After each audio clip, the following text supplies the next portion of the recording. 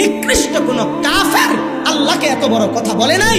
এই মানিকগঞ্জের আবুল সরকার নামে ওই বাউল বেঈমান আল্লাহকে যে পরিমাণ কথা বলেছে, এই বেঈমান সরাসরি বেঈমান, এই বেঈমান প্রকাশ্য বেঈমান। মহান আল্লাহকে লক্ষ্য করে কোন মূর্তি পূজক এত বড় কথা বলে না, কোন মুশরিক এত বড় কথা বলে নাই, কোন বেঈমান এত বড় কথা বলে নাই। আপনাদের আমার বলার মতো ক্ষমতা নাই। ওই বেঈমান এটা কি বলছে মুখ দিয়া, আমি এ পর্যন্ত কোন মাহফিলে এটা বলছি কথা, এটা কিন্তু ওই কইছেটা কি এটা আমার মতো বলার মতো জবান নাই। আপনারা শুনেন ওই কি বলছে, ও আল্লাহকে লক্ষ্য করে কি বলছে।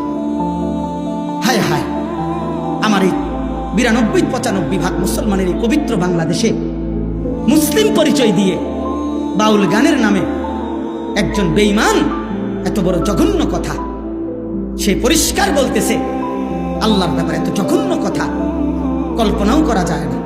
কোরআনের এই পরিমাণ বিকৃত ব্যাখ্যা। আল্লাহ বলছে কোরআনে নাকি বারবার কুল আউযু বিরাব্বিন নাস, মালিকিন নাস, ইলাহিন নাস। আল্লাহ বলছে বারবার শুধু নাস, শুধু নাস, শুধু নাস। আপনি শোনেন মিয়া, আপনি শোনেন। আমি ব্যক্তিগতভাবে সারা দেশ জানে আমি কোনো রাজনীতির মানুষ না। আমার এই এলাকার মানুষও জানে আমি আজকে 10 বছর এই এলাকায়, আমি কোনো রাজনীতির মানুষ না। আমি রাজনীতির ভালো মন্দ বুঝিও না এতটা, কিন্তু আমি একটা রাজনীতির কোনো হিসাব বুঝি না। এটা নিয়ে দল টানাটানির বিষয় না, এটা দল টানাটানির বিষয় না। অন্য বাউল কি বলছে না বলছে এটা তাদেরও ব্যাপার না, বাকিদের বিষয়ও না। এটা শিল্পীরা কি বলছে সেটা তাদেরও বিষয় না। কিন্তু এই বেঈমান আবুল সরকার নামে যেই বেঈমান, যেই মুশরিক আল্লাহকে বিদ্রুপ করেছে, এর ফাঁসি, এর ন্যায্য বিচার, এর রাষ্ট্রীয় বিচার বাংলার জমিনে হতেই হবে।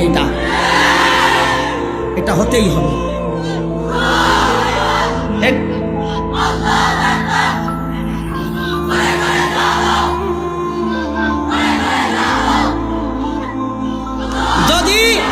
যদি আপনাদের মধ্যেও কোনো মুসলমান শুনে থাকেন আর আপনার বিবেক যদি বলে এটা অন্যায় না, এটা অন্যায় নয়, আপনাদের বিবেক যদি বলে, তাহলে আমার বিচার ওই বাজারের মাঝখানে 4 রাস্তার মোড়ে যেই বিচার হবে আমি সেই বিচার মেনে নেব।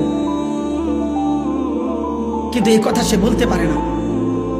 এই জন্য আমরা বারবার বলি, আল্লাহর নবী বলছেন এমনিতেই স্বাভাবিকভাবে বাদ্য গান এটা এমনিই প্রকাশ্য হারাম। সেখানে এই বেঈমান বাংলাদেশে আপনার সারাটা জীবন এই বেঈমান